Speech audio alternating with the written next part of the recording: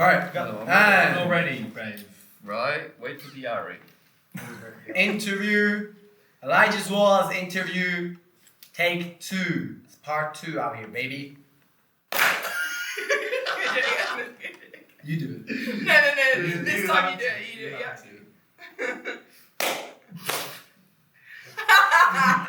Yeah. Oh.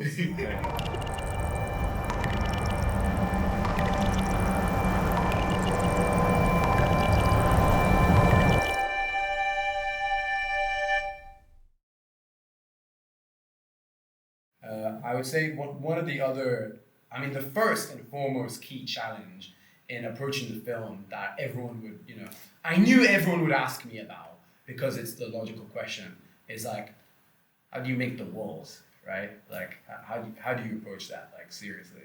And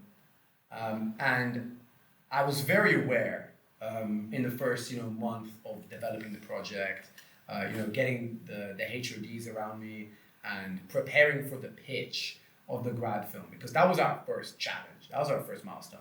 We need to have our project selected and chosen. And I knew that would be tough because like we're pitching an insane idea. This has like 3 sets and a location and 5 main characters, and like it's totally surreal. And so we're building like a world all by ourselves. So we have to gain the trust of the tutors and the class. And so I remember having like a moment one night being like, we have to shoot a teaser with a wall. We have to prove that we can do this on a small scale. So the first question is like, how are you building the wall? Like it's in the title, like these walls, right?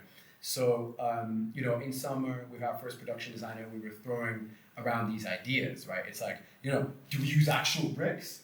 Do we use real bricks? Do we we tested out wallpaper. We tested out like tiles. We spent so long researching all these options. We tested out expanding foam, like cut up and designed and painted to look like a brick wall. And so before we even had the pitches, which is like right at the start of the year, we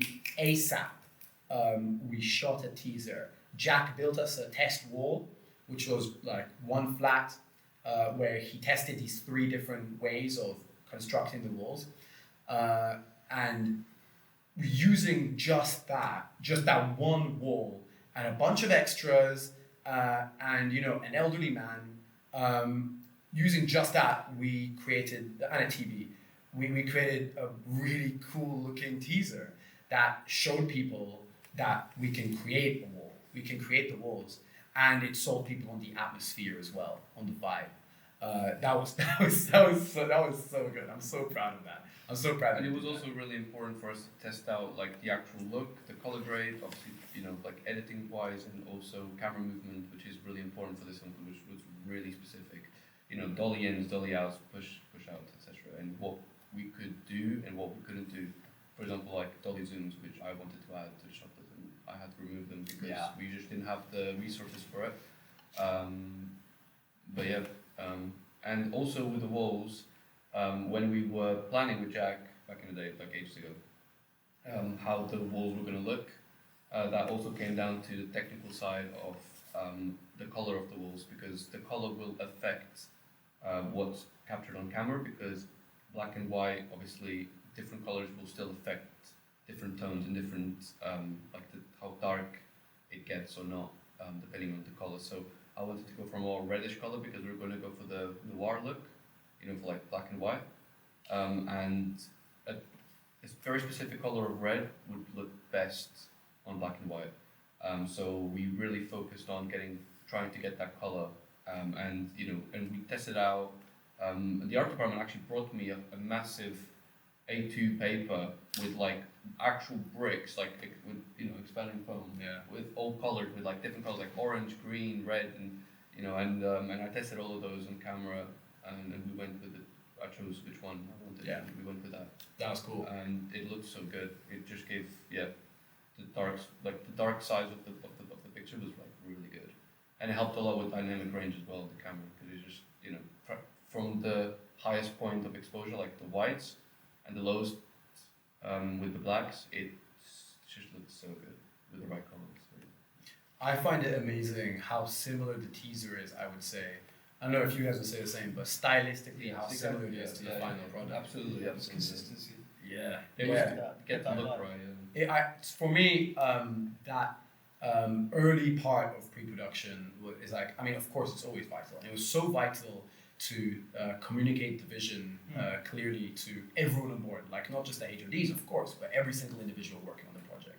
So the teaser was at once proof concept that we can do something cool, we can build the walls, and also it's a stylistic and atmospheric compass for us to follow throughout the the half-year journey of preparing the film, right? And we showed that during the pitch, and it's like that's it works, like it's done, like people can trust us like that immediately. I remember this one moment where we had a big ladder up. Yeah. And they wanted me to go on the top of the ladder and blow the snow, Yeah. blow those particles. And I remember they were like, Berk, you have to blow really strong, but not make sound, and you have to do it over and over again. My face went purple. Red. Like red, purple. I don't know what it was, but I was like.